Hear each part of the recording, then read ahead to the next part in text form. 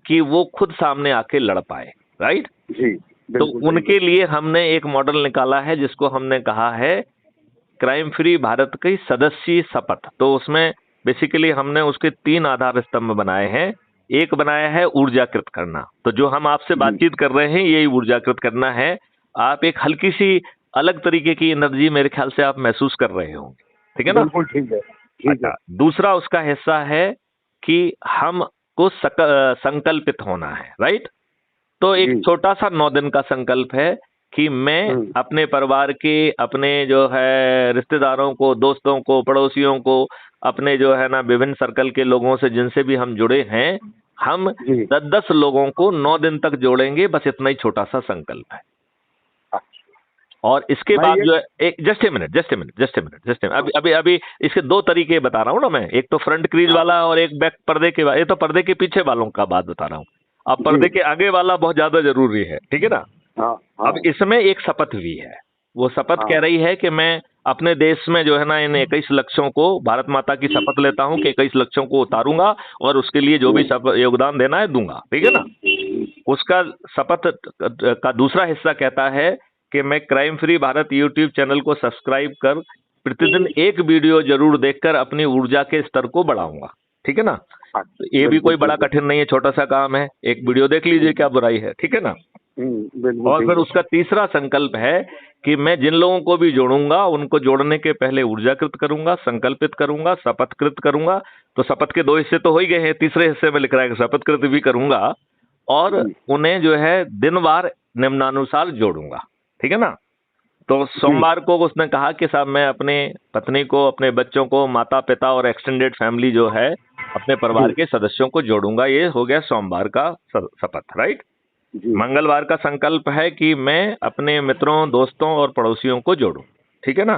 बुधवार का संकल्प है कि मैं अपने रिश्तेदारों को जोड़ूंगा। गुरुवार का संकल्प है कि जो भी विभिन्न सर्कलों से हम इतने वर्षों से जुड़े हुए हैं उनसे जुड़े लोगों को जोड़ूंगा, राइट? फिर जो है शुक्रवार का संकल्प है मैं युवाओं और विद्यार्थियों को जोड़ूंगा, राइट? और फिर जो है शनिवार का संकल्प है कि मैं अपने बुजुर्गों को जोड़ूंगा जो कि अभी हाशिए पे आ गए हैं और परिवार के सभी सदस्य बिजी हैं, तो उनको समय नहीं है अपने बुजुर्गों के लिए। अधिकांश बुजुर्ग जो है अपने बचे हुए गिनको नाप रहे हैं और उन्हें लग रहा है कि उनका जीने का मकसद ही खत्म हो गया है। तो सांसें हैं तो जीना पड़ेगा, तो उनको एक जीने का मकसद दे दिया जाए, उनको जोड़ के उनको चंद्रगुप्त यात्रा पे निकाला जाए। और जो रविवार का है कि जो जितने सारे समाज सेवी संगठन है जो बहुत अच्छा काम कर रहे हैं वो अपना काम भी करते रहें, लेकिन इस मिशन से भी जो है ना ऊर्जाकृत होके, संकल्पित होके, शपथकृत होके जुड़े, राइट? और इस टोटल में चूंकि ये सदस्य शपथ है तो इसमें केवल छोटा सा ही है कि हमें 10-10 लोगों को 9 दिन तक जोड़ना है। बस इतना सा ही आसान सा काम करना है, राइट? अब तो हो गई, ये पर्दे के पीछे वाला हो गया मॉडल। अब पर्दे के आगे का मॉडल है वो है कि हमें उन लोगों, वो ऐसे लोग हैं जो कि फ्रंटल क्रीज पर जोड़ना आना चाहते हैं और खेलना चाहते हैं, जो स्वयं जो है विधायक, सांसद, मंत्री, मुख्यमंत्री और प्रधानमंत्री बनकर जो 21 लक्ष्य हैं इन्हें जमीन पे उतारना चाहते हैं, राइट? तो जैसे कि आप यदि किसी भी कॉम्पिटिटिव एग्जामिनेशन के माध्यम में यदि सफल होना चाहते हैं तो आपको उसकी तैयारी करना पड़ेगी कि नहीं करना पड़ेगी? बिल्कुल करनी है। जैसे सिविल सर्विसेज है तो आपको पहले प्रिलिमिनरी पास करना पड़ेगी, राइट? इसके बाद आपको मेन एग्जामिनेशन, जो मुख्य एग्जामिनेशन होती है, उसे पास करना पड़ेगा। फिर आपको इंटरव्यू पास करना पड़ेगा और इंटरव्यू और मेन एग्जामिनेशन के जो जुड़ के मेरिट लिस्ट बनती है उसमें ऊपर आना पड़ेगा, तभी आपको IAS IPS वगैरह मिलेगा कि नहीं मिलेगा? बिल्कुल। तो ये हम कह रहे हैं कि जो ये क्रीज पे आके विधायक, सांसद, मंत्री, मुख्यमंत्री और प्रधानमंत्री बनना चाहते हैं, उन्हें जो है बिना खर्च जो है ये सब करने का और कराने का हमने एक फार्मूला निकाला हुआ है, ठीक है ना? जी। तो इसमें क्या करना है कि हमें अपने ही एरिया में संगोष्ठी करना है, जो अपने मूल शपथ में कहा है, राइट? मूल शपथ तो 9 दिन में खत्म हो जा रही है, ये खत्म नहीं होगी, राइट? जी जी। तो हमने एक ऐप भी लॉन्च किया है जिसमें वो जितने लोगों को आप जोड़ोगे उसकी रोज जो है ना आपको मेरिट दिखाता है। जो सबसे ज्यादा लोगों को जोड़ता है उसको वो एक कमेंडेशन, उसकी प्रशंसा पत्र हर रोज जारी करता है। एक प्रशंसा पत्र जो है क्राइम फ्री भारत मिशन का ऐप रोज जारी करता है, ठीक है ना, जी जो जी। ज्यादा लोगों को जोड़ता है, ठीक है ना। हम्म। फिर जो है यदि आप एक व्यक्ति को अकेला जोड़ देंगे तो वो आपको मोहल्ला अधिकारी बना देता है, राइट। जी यदि आप जी 3 को जोड़ेंगे तो वो आपको जो है टाउन अधिकारी बना देगा, 5 को जोड़ेंगे तो ब्लॉक अधिकारी बनाएगा, 10 को जोड़ेंगे तो जिला अधिकारी बनाएगा, 50 को जोड़ेंगे तो राज्य अधिकारी बनाएगा, और 100 को जी जोड़ेंगे तो आपको राष्ट्रीय अधिकारी बना देगा। जब आप जी राष्ट्रीय अधिकारी बन जाएंगे तब आप चंद्रगुप्ती यात्रा पर प्रारंभ हुआ आपकी। जी। जब तक आप राष्ट्रीय अधिकारी नहीं बने तो आपकी चंद्रगुप्ती यात्रा प्रारंभ भी नहीं हुई, ठीक है ना। बिल्कुल ठीक है। अब चंद्रगुप्ती यात्रा में क्या करना है, आपको शपथ लेना है। तो जी आप जैसे मान लो सब इंस्पेक्टर बनना चाहते हो तो सब इंस्पेक्टर के एग्जामिनेशन में बैठेंगे। यदि आप बिल्कुल डिप्टी ठीक है। एसपी बनना चाहते हो तो डिप्टी एसपी के एग्जामिनेशन में बैठेंगे।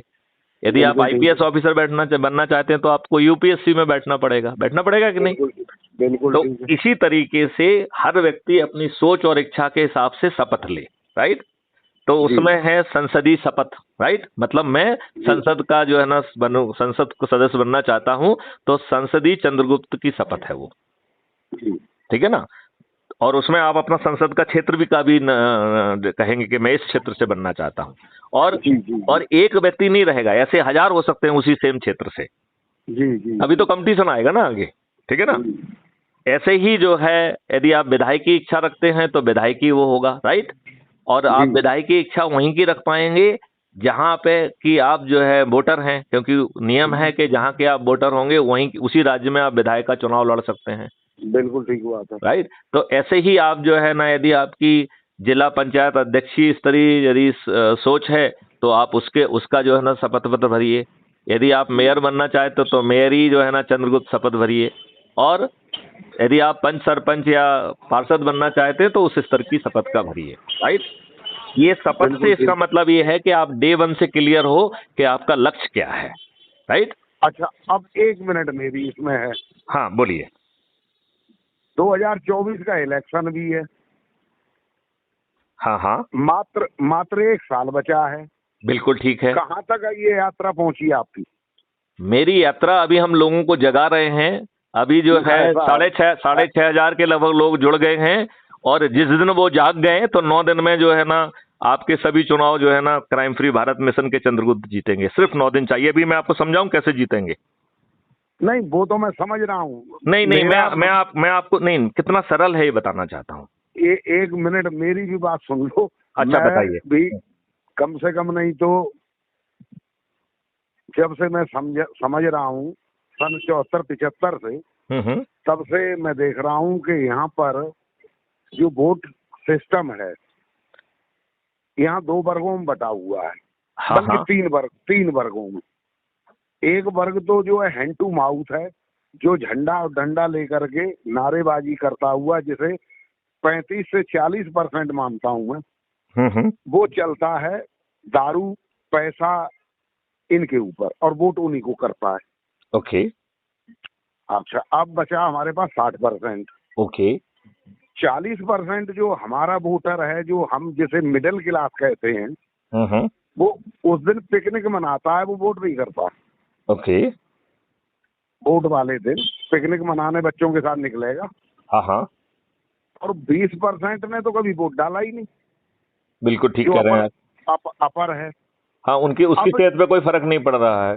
उसकी सेहत पे तो इसलिए क्योंकि वो इंडस्ट्रियलिस्ट है, बिजनेसमैन है। उसे 100 की 1000 में मिले, 1000 की 1 लाख में मिले तो भी कोई दिक्कत नहीं उसे। हाँ हाँ हाँ हाँ अब बात आती है जो 40%, हाँ हाँ जो हमारे बीच में, जिसे हम मिडिल क्लास कहते हैं, जो पिसता है चक्की के बीच में। मैं तो कह रहा हूँ सरकार कि जस्ट ए मिनट, मैं आपकी बात को थोड़ा संशोधित करता हूँ यहाँ पे। जी, आप जिसको कह रहे हैं कि ये पिस रहा है, वो पिसने के बावजूद भी बेहतर है। बेहतर है, लेकिन नहीं, बेहतर उन 30-35% लोग जिनको आप कह रहे हैं कि वो झंडा लेके और वो दारू और फ्रीबी और इन सब के चक्कर में जो है ना इनको ही झंडा उठाता है, इन्हीं को वोट देता है, बिल्कुल ठीक बात है। उसको तो इन्होंने आदमी ही नहीं बना रहने दिया। उसको तो दारूखोर नहीं नहीं, उसको तो दारूखोर बना दिया है। उसकी वो तो तो स्थिति बहुत दारूखोर खराब हो क्या, गई है। उसे तो कीड़ा मकोड़ा बना करके इन्होंने घुमा रहे हैं। तो हम जो है, जिन लोगों को इन्होंने कीड़ा मकोड़ा बनाया हुआ है, उन्हीं के बीच के लोग जब उनके पास बैठ के जब बार बार इस बात को समझाएंगे और इनके चरित्र को उजागर करेंगे और उनको बताया जाएगा कि आपका जो है कुछ ही महीनों में आपकी जिंदगी बदल जाएगी, आप जो है 5 साल बाद तो कोई गरीब ही नहीं बचेगा, तो उन्हें ऐसे अच्छे भारत के लिए जगाया जा सकता है ना। मैं ये नहीं कह रहा हूं कि इतना कठिन नहीं होना चाहिए, क्योंकि क्योंकि मैं ये एक मिनट, मैं ये कह रहा हूँ, आप पुलिस अधिकारी रहे हैं। जी जी। एक दारू पीने वाले को दारू के अलावा क्या चाहिए? क्या वो बदल सकता है? नहीं नहीं, थाने में जाएगा। मैं बिल्कुल कह रहा हूँ बिल्कुल बदल सकता है, लेकिन बदलने बदल का, इसलिए, नहीं नहीं, मैं बता रहा हूँ बदलने के लिए धैर्य चाहिए होगा। बदलने के लिए देखिए मैं आपको ये बताऊं, ये तो दारूखोर है। जो लोहा है और जो पत्थर है, एक मुलायम रस्सी जब सतत प्रयास करती है तो वो जो है उसमें भी अपना वो छोड़ देती है, निशान छोड़ती है। पानी निशान तो पानी छोड़ती है। पानी जस्ट ए मिनट, पानी जैसी तरल चीज जब लगातार घुटती है तो अपने लिए पत्थर को काट के जगह बना लेती है। तो बिल्कुल ठीक हमें है। हमें यदि हम, ये तो हमारे अपने लोग हैं, अपने ही बीच के लोग हैं, इनके ही प्रबुद्ध लोग जब इनको बार बार समझाएंगे, लगेगा तो उसके ऊपर डॉक्यूमेंट्री बनाएंगे, उनके बीच में बैठेंगे, मैथिली रणकुट भी पहुंचेंगे, आप भी पहुंचेंगे, तो जी आज नहीं तो धीरे धीरे चुनाव के पहले तक तो इनको समझा ही लेंगे अपन। अच्छा, नंबर 1। नंबर 2, जो इनको ये राजनेता दे रहे हैं, हमारे एक्शन प्लान में उनको लूटने का भी विचार है। तो हम ये कह रहे हैं जी कि भैया तुम हमारे क्राइम फ्री भारत मिशन के सदस्य बन जाओ, अपने लोगों को जोड़ लो, राइट। अब जी आप तो जो है ना चुनाव के समय जो है जो इनसे मिलता है उसी के लिए ही जो जीते हो, ठीक है ना। जी तो हम ये कह रहे हैं कि इस बार हम तुमको और भी अच्छा देंगे। क्या देंगे? कि अब जो है ना जो लोग आपसे वोट मांगने आए और आपको जो है ना दारू की एक बोतल दें, तो उनसे कहो कि साले दुष्ट, तूने ही मुझे आदत लगाई है, मुझे तो एक क्रेट चाहिए, ठीक है ना। नंबर 1। जी नंबर, और तब तुमको वोट मिलेगा, ये कहना है, राइट। जी दूसरी बात, उससे कहा जाएगा कि भैया तू पैसा देने आया है तो 1000 से 500 से काम नहीं चलेगा, कम से कम 10,000 दीजिए, 20,000 30,000 मिल जाए तो और अच्छी बात है, ठीक है ना। जी यदि वो साड़ी बांटने आए तो कहा जाएगा कि एक साड़ी दो, नहीं, एक साड़ी से काम नहीं चलेगा, कम से कम जो है ना 6 तो दो, कम से कम 6 महीने तक तो चले, ठीक है ना। जी जी अब जो है हमें इस बात का भी एहसास है कि ये सब बाहुबली हैं, राइट। ये इतने बाहुबली हैं कि अपने आका को जेल में रहते हुए भी ये जिता लेते हैं, क्योंकि ये कहते हैं जी कि साला तूने वोट नहीं दिया तो मैं तेरी हड्डी पसली काट दूंगा, मैं अभी आता हूं फिर से, राइट। जी बिल्कुल ठीक है। ये भविष्य में ऐसा नहीं कर पाएंगे। तो क्राइम फ्री भारत मिशन ने ऑर्डिनेंस, इनका एक ड्राफ्ट बना के रखा हुआ है कि इसे अपराध बना देंगे, और हम अपने सदस्यों से कहेंगे जब आपको ये दारू पैसा जो बांटने आए तो इसका जो है ना धीरे से कुछ वीडियो बनाने का काम करना, ठीक है ना। अच्छा और फिर इनको जेल भेजेंगे। तो बताओ, उस गरीब आदमी को तो जो है ना दारू भी मिल गई, एक की बजाय 20 मिल गई, राइट। उसको जो है पैसे जो है ना जो 500 1000 मिलते हैं वो 10,000 15,000 और 20,000 मिल गए, जी राइट। तीसरा जो है उसे जो साड़ी एक मिलती है और साड़ी को लेने के चक्कर में कई बार स्टैम्पीड हो जाती है और उसकी डेथ भी हो जाती है, तो अब उसके घर पे उसको साड़ी मिलेगी और 6-6 मिल जाएंगी। और ये दुष्ट बाद में आके चुनाव के बाद, चूंकि वोट तो उसको उनको देंगे नहीं, तो ये उनके पैर जो है ना मार कुटाई और हड्डियां भी नहीं तोड़ पाएंगे, जेल में चले जाएंगे। तो बताओ, दोनों हाथों में मिठाई आ गई कि नहीं आ गई? अब आपकी सोच ठीक है वैसे, नहीं नहीं, देखो मेरा ये कहना है कि ये विश्वास, वो जो ड्राफ्ट बनाया है, जो जो जिसका ऑर्डिनेंस लाया जाएगा, उसका जो है ना उनको समझा दिया जाएगा, भाई साहब देखो ये एक ऑर्डिनेंस बना हुआ है। देखो, यदि आप प्रयास नहीं करेंगे तो फिर तो यही दुष्ट लोग जीतेंगे ना। ना नहीं, प्रयास की बात नहीं, मैं प्रयास ऐसा, मैंने 85 के इलेक्शन लड़ाए एटा यूपी से। देखो, उस समय आपके पास मैथिली शरणगुप्त का मॉडल नहीं था। उस समय आपके पास 21 लक्ष्य नहीं थे। इसके पीछे टेक्नो इंजन नहीं था। अब मैथिली शरणगुप्त ने बहुत सारा, हाँ हाँ, अभी एक मिनट, 19 में अभी मैंने यही दिल्ली से, साउथ दिल्ली से लड़ा था एमपी का जी। तो मैं ये कहता हूं कि इन चीजों को अगर आप लाना चाहते हैं जनता के बीच में, तो अभी इतना समय कहाँ है कि 2024 को आप अटेंड कर लेंगे? क्यों समय नहीं है? जब जो है उन्हीं के बीच का व्यक्ति जो है ना, क्राइम फ्री भारत मिशन का जो थोड़ा सा समझदार है, वो उन्हीं के बीच में बैठ के समझाएगा, तो उसमें जो है ना सोवरन चौहान जी को जाने की जरूरत नहीं है, मैथिली शरण गुप्त को जाने की जरूरत नहीं है। मैथिली शरण गुप्त और सोवरन सिंह चौहान तो जो है ना वीडियो कॉन्फ्रेंसिंग से उन्हें भरोसा दिला देंगे कि जो व्यक्ति आपको समझा रहा है मैं इसके पीछे खड़ा हूं, ये ऑर्डिनेंस भी आएगा। जी देखिए, आपके पास आपने जो कुछ भी किया वो अपने सीमित संसाधनों में अकेले किया। यहां पर एक पूरा मॉडल लेके आ रहे हैं जिसमें टेक्नोलॉजी भी होगी, सोच भी होगी। वो तो कह रहा है कि आगे चल के आपको टैक्स फ्री कर देंगे और डेवलपमेंट के लिए 20 गुना पैसा होगा। जी आपकी पेपर करेंसी खत्म हो जाएगी। तो यदि बताइए, पेपर करेंसी खत्म हो जाएगी तो भ्रष्टाचार खत्म हो जाएगा कि नहीं हो जाएगा? किसकी औकात है कि भ्रष्टाचार करेगा? चलो खैर, अब ऐसा नहीं है। नहीं नहीं, आप मुझे, मैं आपसे क्वेश्चन पूछ रहा हूं, यदि पेपर करेंसी फ्री भारत कर दिया जाए और उसके पीछे मैथिली शरण गुप्त जैसी सोच के लोग बैठे हों, तो किसी की औकात है? क्योंकि वो नंगी, मतलब डिजिटल करेंसी का समाधान नहीं है, उसके पीछे बैठा कौन है उसका समाधान है। ऐसा है, कोर्ट में आपके एक पुलिस स्टेशन का जो एमएम होता है या जो जज होता है, वो जज की व्यवस्था भी बदल दी जाएगी, क्योंकि उसको 30 दिन से 30 एक मिनट, एक इसको समझाते हैं, आपने जज की बात नहीं कही। नहीं, मेरा क्वेश्चन था, फिर भूल जाऊंगा मैं। अच्छा बोलिए।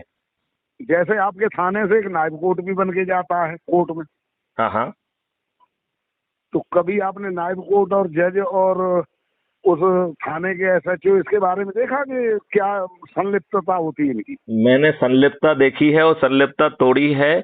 हमारे यहाँ पे जब मैं जिला भोपाल का एसपी था तो कोर्ट मुहर्रर की बैठक एसपी खुद लेता था। जी। पुलिस कंट्रोल रूम में पुलिस कमिश्नरी ना होने के बावजूद भी सीएसपी और एसडीएम की बैठक ली जाती थी, जिसमें एसडीएम को खड़े होकर जवाब देना होता था कि बाउंड ओवर अब तक क्यों नहीं हो पाया है। ये इसी 96 की बात कह रहा हूं, when I was SP Bhopal. तो इच्छा शक्ति है तो ये सब संभव है।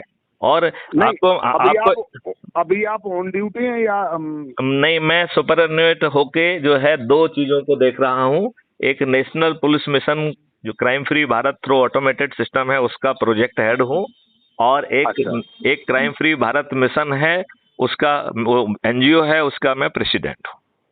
जी। तो मेरी दो हैसियत है। पोस्ट से अभी रिटायर हैं आप? हाँ, मैं सुपरिटेंडेंट हो चुका हूं और इन दो महान कार्यों में लगा हुआ हूं और सब लोगों को जोड़ रहा हूं। और जो ये पार्टी वाले हैं जो आज वो कर रहे हैं, मैं इन पार्टी वालों से पूछना चाहता हूं कि आपने पार्टी बनाई क्यों है? आपसे तो अच्छा निर्दलीय है, कम से कम एक आध दो चार तो जीत जाते हैं। आपका तो एक नुमाइंदा नहीं जीत रहा है। तो क्या आपने ये पार्टी किस मकसद से बनाई है? तो जितनी भी पार्टियां हैं वो क्राइम फ्री भारत मिशन से जुड़ जाएं तो मामला बन जाएगा। हाँ, तो मतलब वही मैं सोच के मैंने फोन किया था कि जैसे दुआ साहब से मेरे ख्याल आपकी बातचीत हुई होगी कभी? नहीं, दुआ साहब हमसे मिलने आए थे, कुछ महीने हो गए हैं, और वो काफी ज्यादा प्रभावित भी थे। और उन्होंने एक ग्रुप बना के रखा है जिसमें उन्होंने मुझे भी जोड़ा है, जिसमें मेरी फीड हमेशा आती आती रहती है। और शायद आप भी किसी ग्रुप में जुड़े हुए हैं क्या? मैं तो दिल्ली में लगभग लोगों को जानता हूं। चलिए, मैं एक काम करता हूं, मैं आपसे जो है, यदि आप ऊर्जाकृत और वो हुए हैं तो मैं चाहूंगा कि आप क्राइम फ्री भारत मिशन को ऐप के माध्यम से जुड़ें और मैं उसकी लिंक आपको भेजता हूं। हम आगे संवाद करते रहेंगे और रणनीतियां बनाते रहेंगे। यदि आप जैसे प्रबुद्ध लोग हमारे साथ जुड़ के खड़े होके और इस चंद्रगुप्त यात्रा में खुद के लाभ के लिए यदि जुड़ेंगे तो मैं आपको भरोसा दिलाता हूं 2024 में सभी राजनीतिक पार्टियों के सभी 543 राजनेता पराजित होंगे। हम एक को भी माइनस नहीं कर रहे हैं। चलो ठीक है, फिर मिलते हैं। आप लिंक भेजना और बाकी का फिर बिल्कुल हम लोग चर्चा करते रहेंगे। और मैं आपका नंबर भी सेव कर लेता हूं, सोवरन चौहान जी। और ये बहुत ही उपयोगी और सारगर्भित वार्ता हुई है और ये रिकॉर्डेड है, तो ये YouTube चैनल पे कल तक अपलोड हो जाएगी। तो आप crime free Bharat YouTube channel को सर्च करके उसमें देखिए, उसे सब्सक्राइब भी करिए। ठीक है। और हम लगातार संवाद में रहेंगे। और एक बात तो मानना पड़ेगी कि यदि आप इतने बड़े अभियोजन, इतने बड़े उद्देश्य से चल रहे हैं तो आपके प्रयास भागीरथी होंगे।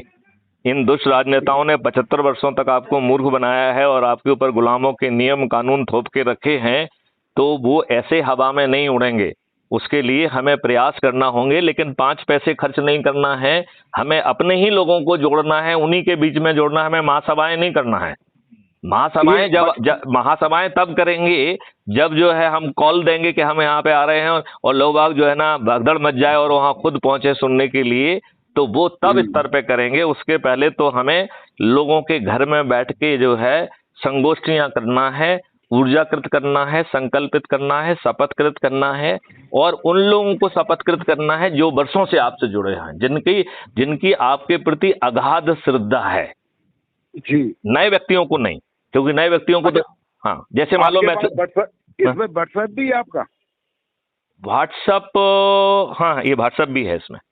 हाँ चलो फिर ठीक है, फिर बात करते हैं, मिलते हैं, बात करते हैं और मिलेंगे। और मुझे पक्का विश्वास है कि सोबरन चौहान जी, आप इस भागीरथी प्रयास में हमारे साथ खड़े होंगे। हम तो हर जगह खड़े हैं, हम तो कहीं पीछे नहीं हटते। तो इसमें आपके 5 पैसे भी खर्च नहीं होंगे, और ये दिशा बदलने वाला, युग परिवर्तन करने वाला समय आ जाएगा। ये मैं तो संकल्प ले लिया हूं। चलो फिर मुलाकात होगी, तब देखते हैं आपसे। चलिए, अभी तब तक आप जो है ना लिंक से जुड़ जाइए, मैं आपको लिंक भेज रहा हूँ। ठीक। चलिए, जय हिंद, जय भारत, वंदे मातरम। जय